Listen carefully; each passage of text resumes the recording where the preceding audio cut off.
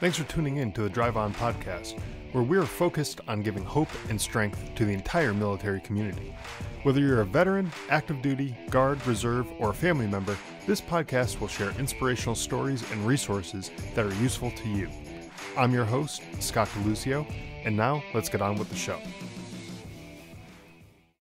Hey everybody, welcome back to the Drive On podcast. Today, my guest is Lauren Fonvielle.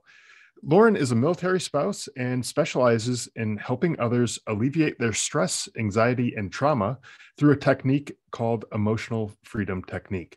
Welcome to the show, Lauren. I'm glad to have you on. Thanks for having me. Yeah, I'm so excited to be here and talk with you.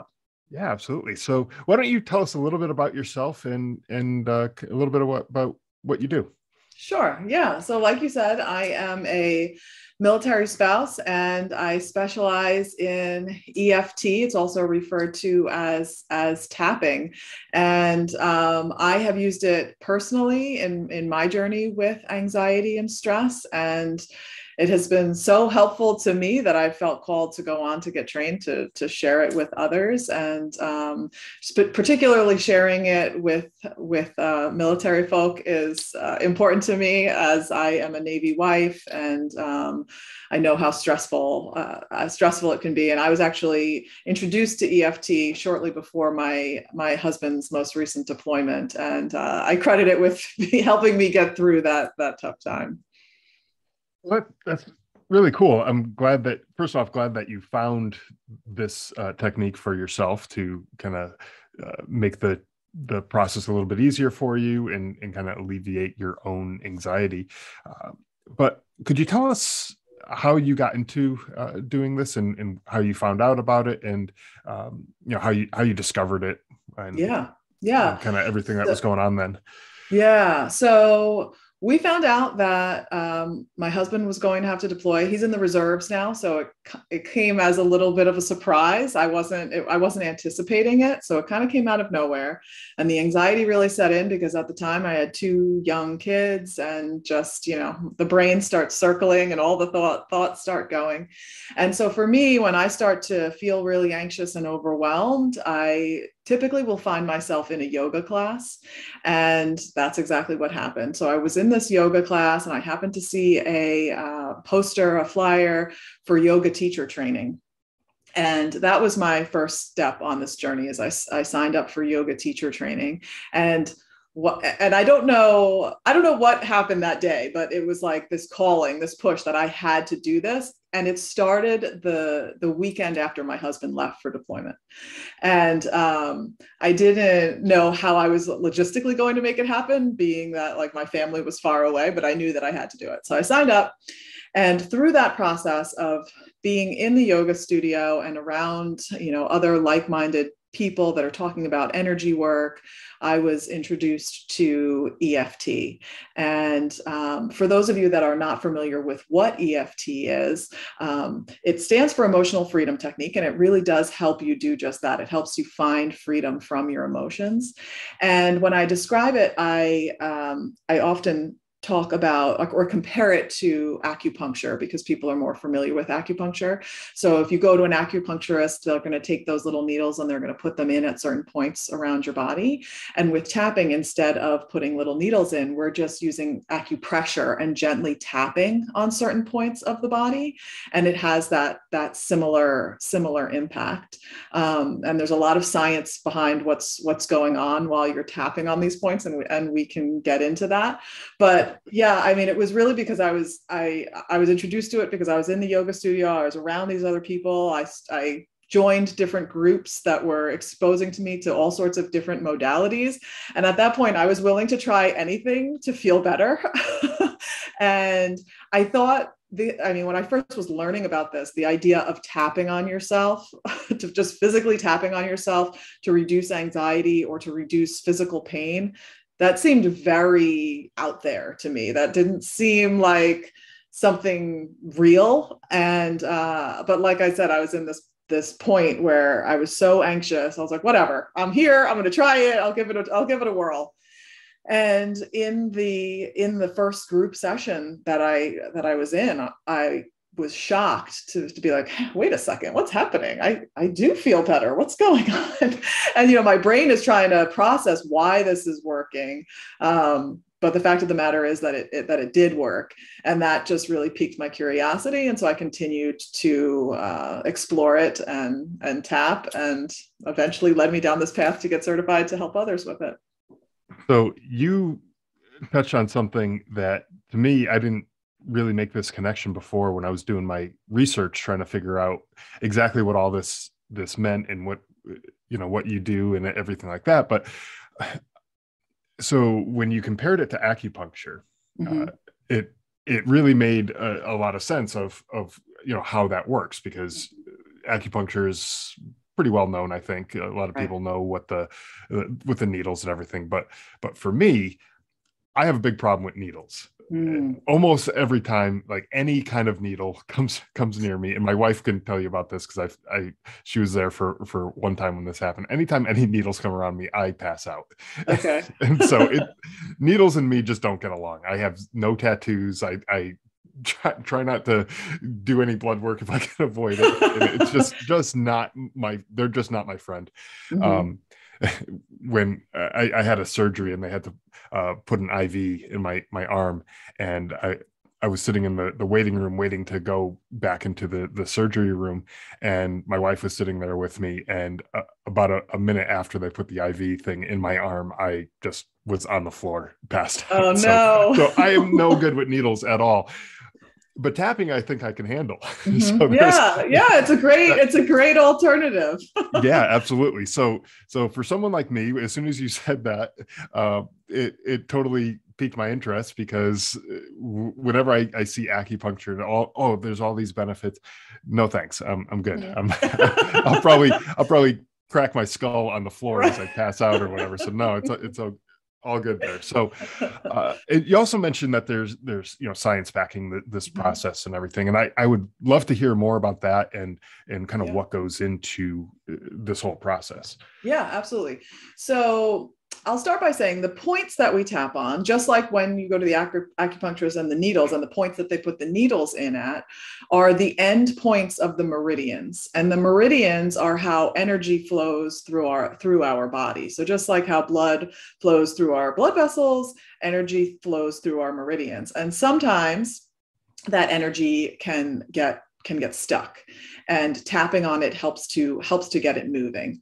But the more sciencey part of this, right, is when you're experiencing stress and anxiety or overwhelm, the amygdala in the brain is firing off, right? The amygdala is that part of the brain that controls fight, flight, or freeze.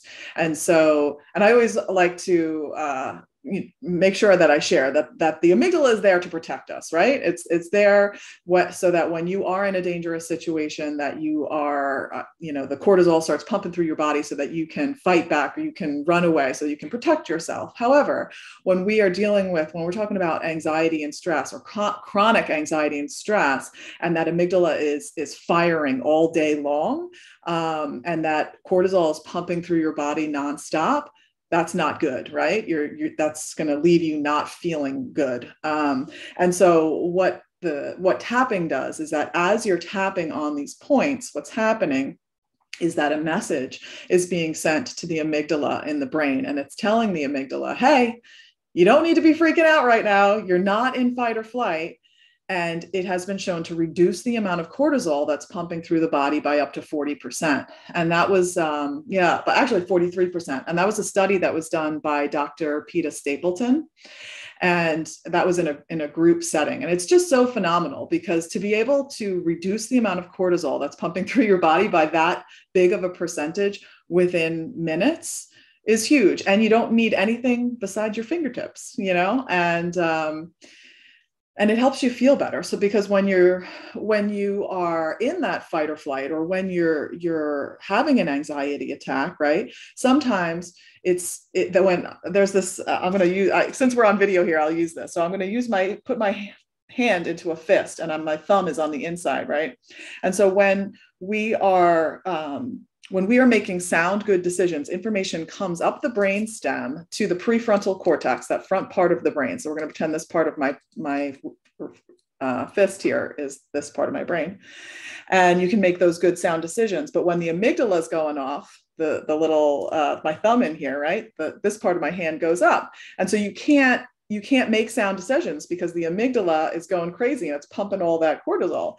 And so what's happening is that when you're tapping, it's telling the amygdala, okay, you don't need to be freaking out, don't need to be doing that, and the prefrontal cortex comes back online so that you can make those sound decisions. So when you're feeling really anxious and really overwhelmed, sometimes you'll probably have said in the past, like, I can't even think straight, right? Because the thoughts are just going crazy. And it's because all that cortisol is pumping through your brain and pumping through your body.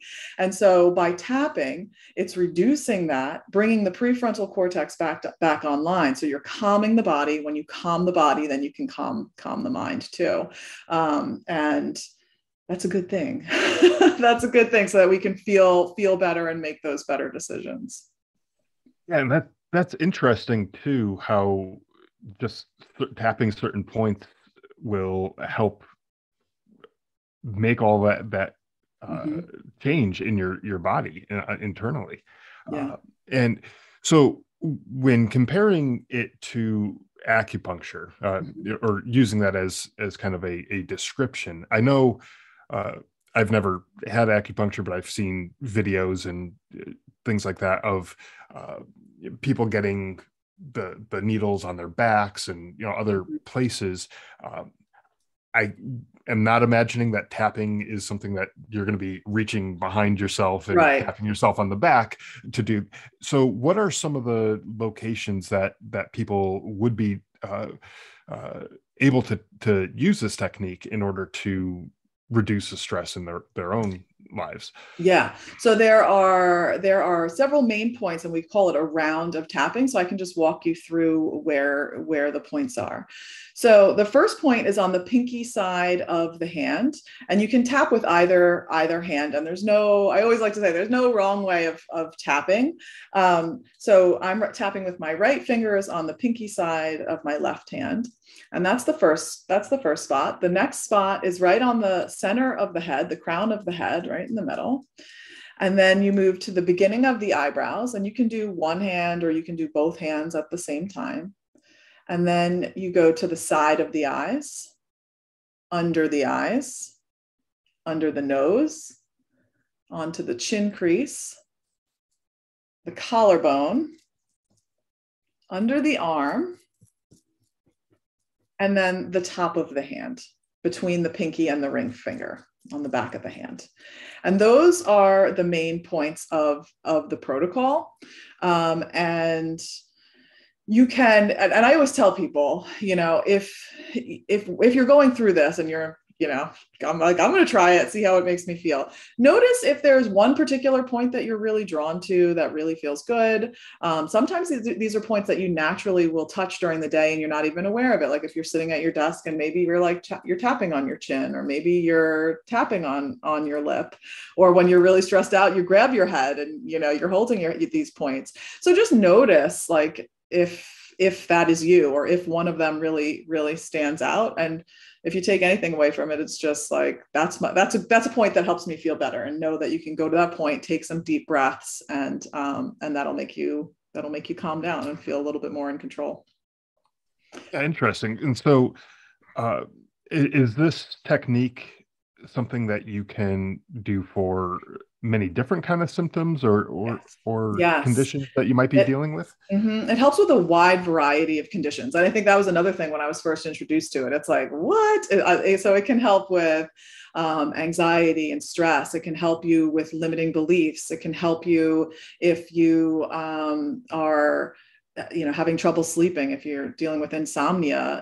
I have quite a few clients that I've worked with that have fibromyalgia and are dealing with physical pain. It can help you with PTSD and dealing with, the trauma that has happened, with trauma of past memories. It's really far reaching that it can help with all of these different things. And so the actual tapping and breathing while you're doing it, that's the first part of it. But the other part of it is that then we add in the emotional component. So the thoughts that you're having during it. So if we're talking about anxiety, like what is making you anxious, the situation at hand that's causing the anxiety. And you use that information to create some phrases, and then you use those phrases as you're tapping on the points. So for example, you could say, even though I'm feeling so anxious, I'm acknowledging how I feel right now. Even though I'm feeling anxious and I feel it in my neck and my shoulders, that's just how it is right now. We're just trying to acknowledge the feelings, because a lot of the time we as humans don't like to do that, especially when we're talking about intense emotions. It's a lot easier to try and stuff that stuff down and redirect our attention and ignore it. And I think we all know that can work in the short term, but eventually that's going to come back up to bite you in some way, and that could come out, whether it's, just yelling at a loved one that doesn't necessarily deserve it, or, it could come out physically. And I think, especially when we're talking about stress, there's a lot of, when I ask somebody, if you're feeling stressed, where do you feel that in your body? Most people have an immediate answer to that.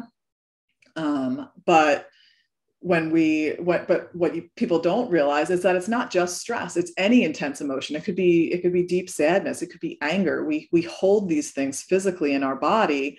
And if we don't allow them to move and release them, they're going to cause some sort of physical issue for us. So, taking the time to hold the space for the emotions that you have can be a really, really powerful practice in itself. Yeah, that's interesting too. That we could have all these different kind of symptoms, and the same techniques could help alleviate some of these things, and that's interesting how that could work. So, how long would it take for someone? Let's say you're super stressed out, or going through, having some thoughts that are making you anxious, or PTSD, or whatever it is that you're going through. How long would someone typically expect to have to be tapping in a certain location in order to start seeing the results and the benefits of that that tapping? So the answer is it depends. It depends on the situation at hand, right? So if you're dealing with chronic anxiety that's been going on for a really long time, it may take longer to get to the root cause of it. A lot of the time, the issues that we are experiencing in present day are a combination of all sorts of experiences throughout our lives that have really layered on top of each other. And some of it we're cognitively aware of that, is impacting us. And some of it we are not, cognitively aware that these things are still impacting us the way that they are. And with tapping, it's very, very common that, you could say, let's say I'm having a lot of anxiety about my job, right? And you're tapping on, even though I'm so anxious about my job and this project, that's how it is, all of this anxiety about the job. And then as you're tapping, saying those same words or that same phrase over and over on each of the points, it's very common that at one point you'll maybe have a thought that seems like it's unrelated. That seems that it's, something from your past. It could go all the way back to childhood of, a time that you felt anxious when you were at home or something. And then our brain tries to be like, well, that's not related. I'm anxious about, my job. I'm not anxious about me being a 6-year-old kid at home alone, whatever it was. But when that thought comes up, that thought is coming up for a reason. It's not random. And so it really is this process of connecting the dots and just allowing the tapping to do the work. And when those thoughts come up, we explore it and we tap on that and we see where that leads. So I think how long it takes for it to work depends on a multitude of factors. One, how long you've been dealing with the issue. Two, how open and ready you are for healing. Sometimes we're not ready yet. There's other work that we need to do before that kind of cognitive shift can happen, that aha moment where it's like, oh yeah, I don't really need to be anxious about that, you know? And sometimes it happens fast. It really depends. I mean, when I was dealing with my anxiety, for me, I really feel that in my neck and in my jaw. I have TMJ, and then my TMJ will flare up. And so when I was first introduced to this, as I had mentioned before, it was in a group setting, and it was just a general anxiety, and I felt a little bit calmer. And then I went on to have some one-on-one sessions. And when I had learned that this could not only help with anxiety, but with physical pain, at the time I was dealing with a lot of TMJ pain. And so I was working on that. And within one session, I went, you know, when you're doing this work, you will rate it on a scale of 1 to 10 of how intense it is, whether it's like how intense the anxiety is, how intense the pain is. And then you rate it again at the end to, you know, or throughout the process to kind of see where you're at and if it's progressing. And from in that one session of an hour, I went from an 8 to a 2. And that was enough to like just blow my mind, because I'd been doing all sorts of things to try and feel better. And then this weird tapping thing worked.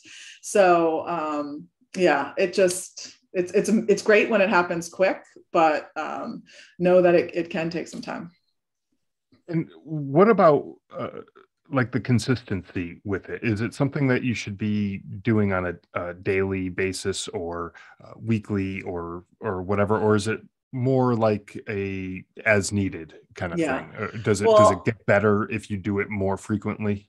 Yeah, I mean, I think with any tool, right? Like we're more apt to use it in the times when we're like super stressed out and we need it the most, when we're most comfortable using it. And we're most comfortable using a tool that we use all the time, right? So like, I'm always going to say even a few minutes of tapping a day is going to help. And I think most of us have something to tap on each day, even if it's like, you know, being annoyed that you were sitting in traffic, even if that's like the, you know, the least of your problems. There's always something that you can just like help let go of through doing it. So I would say the more that you can do it, the better. So there's no risk of overdoing it where you get maybe like desensitized to it, and it doesn't, it's not as effective at that point, right? That is not an issue. And there are no negative side effects of it. So there's no harm in giving it a try. And I'm one who believes, you know, we have to find what works best for us. Mm-hmm. And that means exploring different avenues. And so I will always just encourage people to give it a try, even if you're skeptical, even if you think it's weird, you know, give it a try and see if it makes you feel better. And I know that, like, you know, I was the same way. Like, I really wanted to understand why is this working? But a lot of times I'll have to remind my clients, like, okay, I understand that you want to understand why, but let's just take a moment to accept and be grateful that you're feeling better. Like, I just had a session last week with a woman who was having really bad knee pain, and she had never done tapping before. It was one of my intro workshops, and I asked for volunteers, and she volunteered, and she was saying that her pain was at an 8, and that she hadn't been able to do much for the last 3 days because she was in so much pain. So, and she was tapping with me and sharing, you know, I was asking questions. As the practitioner, my job is to kind of ask questions about the pain. You know, you want to get as specific with the issue at hand as you can. So describing what it feels like, how long she's been dealing with it, how does it make her feel that she has to put up with this, those sorts of things. And we use the answers to those questions to create those phrases. And as we went through the process, and we probably tapped maybe 10, 15 minutes, and she just kept on being like, I don't know what's happening. Like, this is really weird. Like, it feels better. Like, it feels better. You know, she was totally blown away by it. And she was trying, and I could see like the wheels turning, trying to be like, well, why? You know, I'm like, you know, we can continue to explore that, but just let's like accept it. Like, just be happy that it's working, you know? Well, right. And I think there's going to be a natural curiosity where Yeah, people are going to absolutely. want to know why is this working? Because it's such a great thing, especially if you've been dealing with chronic pain or anxiety or you name it. If all of a sudden these things are starting to become less of a problem for you, Yeah. it's like, well, that's great. I want to know why, and Right. let's do more of that because this is a good thing, right? And I think some of it is specifically when we're talking about like anxiety and the thoughts, that cycle of thoughts that we can get caught up in. Sometimes that can just take up so much space, like thinking the same thing over and over again, beating yourself up with these thoughts. And then when you take the time to tap and say it out loud, there is something about saying it out loud. And then all of a sudden it's like, there can be this moment of like, well, that felt really true a few minutes ago, but now like saying it out loud just seems ridiculous, or it seems silly, or I feel confused. That's another thing people will say. But allowing yourself to say it out loud, there's sometimes that can be enough to begin to create that shift. That's interesting too, because we often will have the thoughts in our head about whatever it is, guilt, shame, you name it. We'll have all these things going on in our head, and our mind can be our own worst enemy at Mhm. sometimes. And when you let those thoughts just fester in your own mind, it will probably continue to grow and just get worse and worse. But when you speak it and say these things out loud, you start to hear kind of how ridiculous some of these things are, Right. right? No, that's exactly it. And it's like the same thing with when you think of, I just think of like a person running, right? Like running from their emotions because they don't want to feel them. And you get exhausted doing that, right? And Right. so if we just stop and invite that emotion in, and I know that can be scary for people, to really allow yourself to feel whatever it is. That can be a little bit overwhelming, but I promise you, you'll move through it a lot faster than you will trying to outrun it. So yeah. Yeah, that does make sense, because if you address the problem instead of running from the problem, if you run from it, the problem's still there, and it's, like you said, just going to be chasing you, perhaps, Mm-hmm. in that analogy. But if you stop and address the problem and do something about it, and this is something I think I've been advocating people to do, not necessarily through tapping this technique necessarily, Mm-hmm. but through mental health counseling and other things that people can do to address some of these problems. If you do nothing about it, it's not going to get better just magically on its own. You have to do something. And like you said, there's no downside, there's no side effects from trying this technique. So there's, as far as that is concerned, I don't see that there's any harm in trying it. Right. Worst case scenario is it doesn't work for you Mm-hmm. for whatever reason, and you've given yourself a little head massage or something, in a way, like it's like Right. you've done something, but it's, worst case scenario is it just doesn't work, but Mm-hmm. it's worth trying. Yeah. Because the best case scenario is you go from that 8 to a 2 on the pain scale or anxiety scale or whatever the scale is that you're dealing with. And that just seems to me like a chance I'm willing to take, like, just Right. let's Exactly. do it and see if it'll work. Why not? Right. Yeah, it's a powerful process, and I think the best way of learning is by doing, and just Mhm. experiencing it, and doing some tapping and noticing, really tuning into how you're feeling. And that's the one main requirement of the practice, is that you really need to create the space for you to focus in on how you're feeling. So if we're saying, we're going to work on this anxiety issue, and you're saying, even though I'm feeling so anxious, but you're thinking about what you got to do tomorrow, it's not going to help you, right? Like, so Okay. you need to allow yourself to really hone in on what's going on.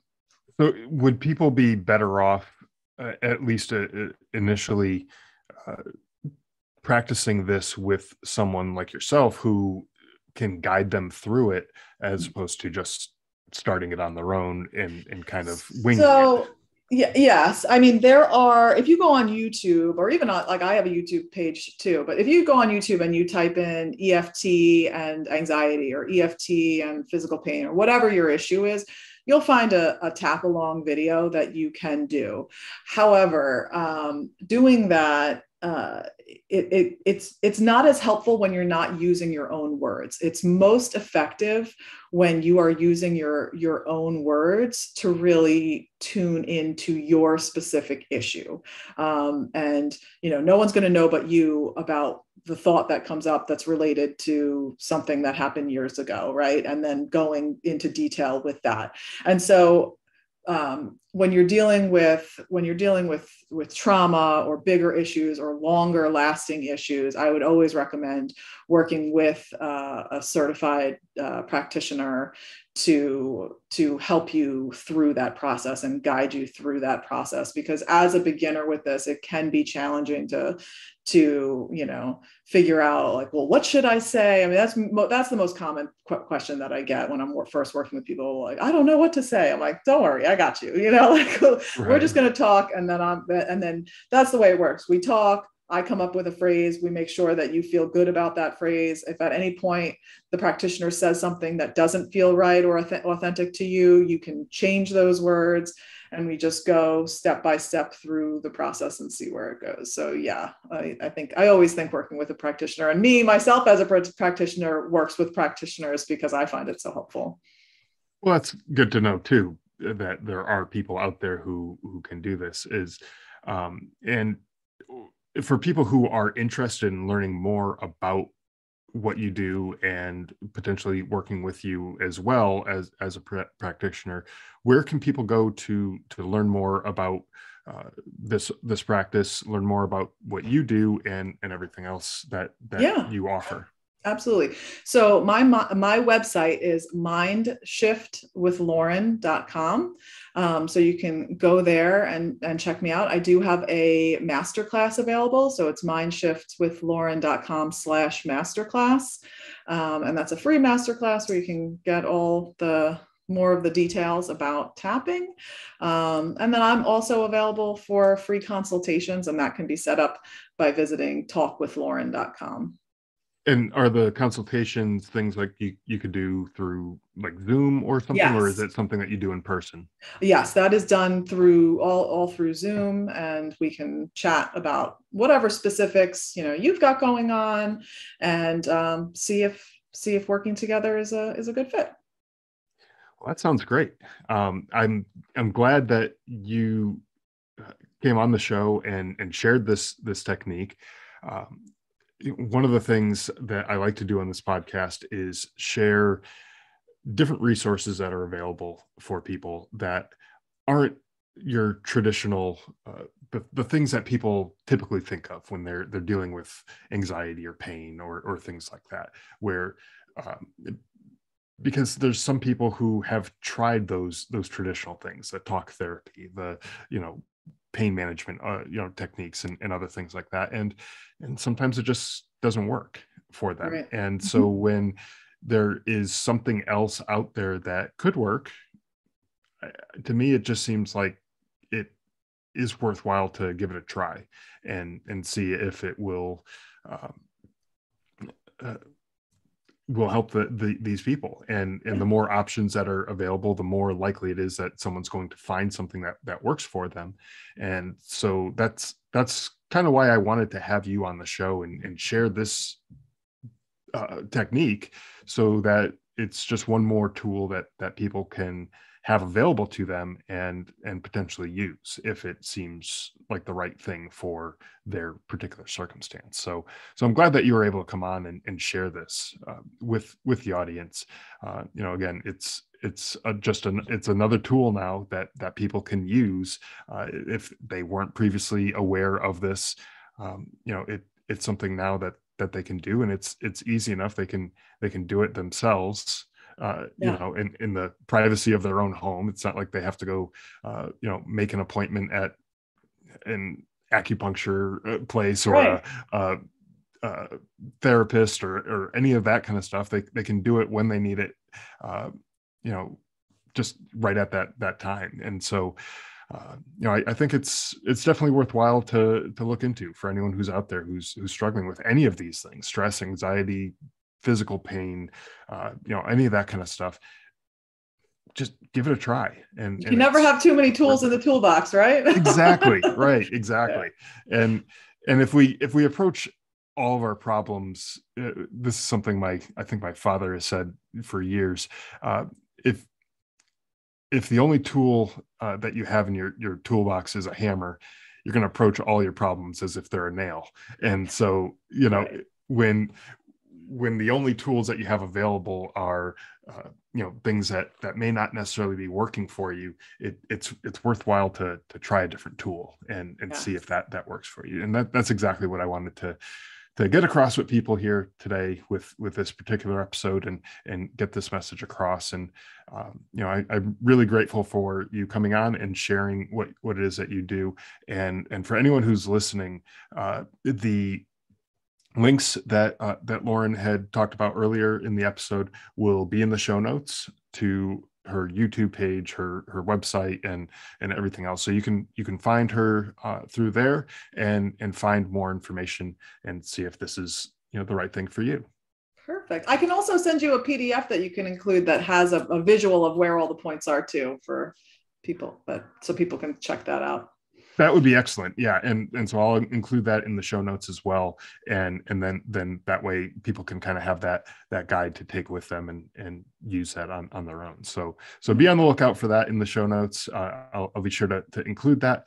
And Lauren, thank you again. It's been an absolute pleasure speaking with you. I'm really, again, glad for the opportunity to speak with you and have you on the show. Yeah. Thank you so much for having me. This has been great. I appreciate it.